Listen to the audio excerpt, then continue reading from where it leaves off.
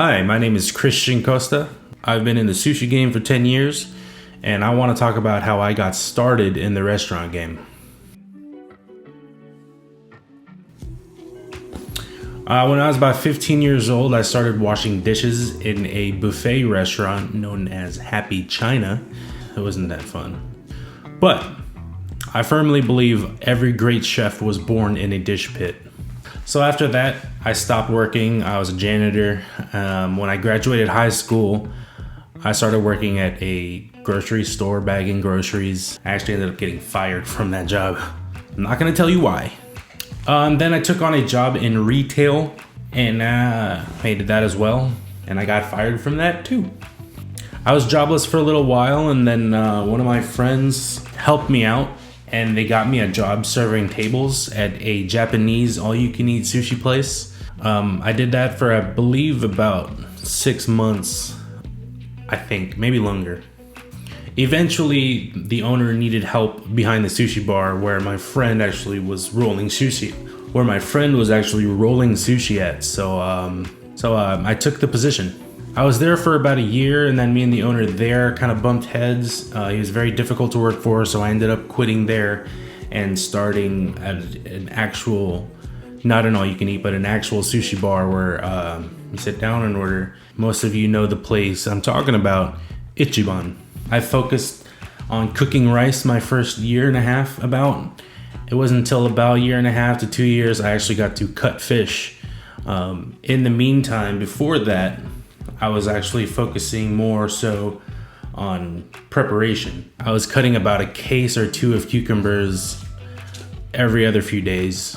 I hated it at the time. I thought, man, I'm not learning anything, but all I'm doing is cutting cucumbers for the entire sushi bar.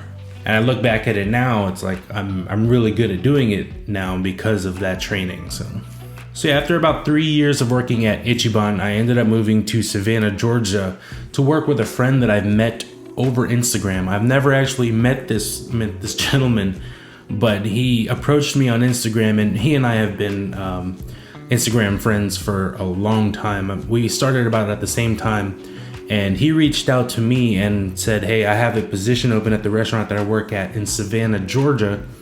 If you want, I can get you a job here. He gave me his room in Savannah, the most generous guy. He gave me his room, he gave me a job, and I was working there in Savannah with him, and for only about 6 months. The restaurant I was working at had many locations, and the one downtown Savannah, Georgia on MLK, named Wasabi Fusion, they needed a head chef at that location. So I was actually promoted and granted my first head chef position there in Savannah, Georgia.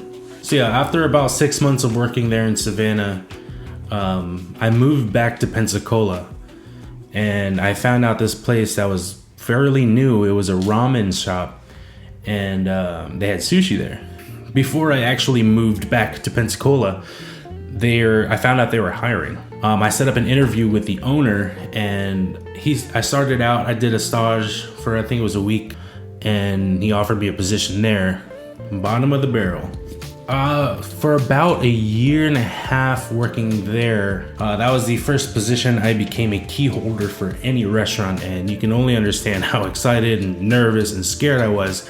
But there, I learned how to treat the restaurant like it's my own restaurant, and that's very important as a head chef or any chef in general. It's a strong mentality to have, and any job you have, you should be thinking, you should be treating it like it's your own business, like it's your own money.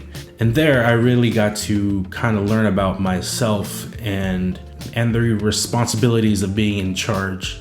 I was there for about 3 years, and I was really burnt out towards the end of it, and I feel really bad. I personally feel like I might have taken the owners for granted, and towards the end of it, I was just ready to get out of there. 7 years into the sushi game at this point, my girlfriend moves to Hawaii, and I decided I want to move there too. There's tons of sushi there, and I might have a better opportunity for me to learn and to work with Japanese. Hawaii, it's like, come on, who doesn't want to move to Hawaii? So I ended up moving to Hawaii. I find out that a Morimoto was opening. I applied and I got the position of CDP. I got the position and I can't explain how excited and nervous, and it was a crazy feeling to be able to say I worked at a Morimoto and be a CDP of Iron Chef Morimoto's restaurant in Hawaii. I was only there for about 4 months. We were doing 300 plus covers a night, and I remember I hurt my back and I tried to rest it off on my off days, but when I was supposed to go back to work, I couldn't even walk. I remember burning myself out after 4 months of working there, and after I hurt my back, I had to call it. I just felt like it was time for me to leave that restaurant. I find this other restaurant.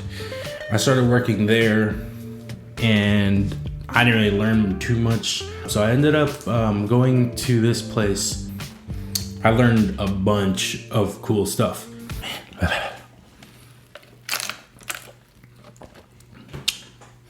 That thing is bothering me. It doesn't hurt, but I keep looking at it. So at this place, I was actually working next to the head chef, Nakayama-san.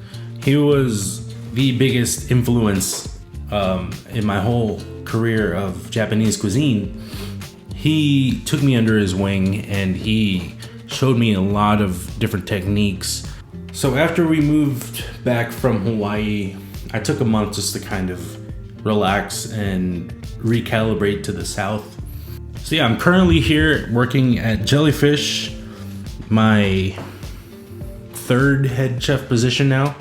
My future plans, I'm not really sure, but I do know that I want to start making videos now, and now that I have my office set up, I'm going to start doing more videos about being a sushi chef and what it takes to become a sushi chef and the things that you should have if you want to become a sushi chef.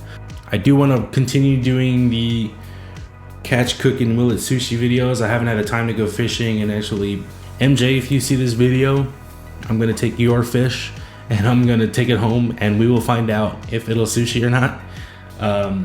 We're actually supposed to go tomorrow in 6 hours, so that's gonna be fun. So yeah, I hope you guys enjoyed this video. It was kind of long, but it's a brief description of how I got started in the culinary world. I'm grateful for my past and I wouldn't change a thing that I've done, and it's brought me here to this day, and just out here doing my best. Thanks for watching this video, you guys. If you enjoyed it, please continue to follow me. Subscribe to this channel, follow me on Instagram, CostaMakesSushi, and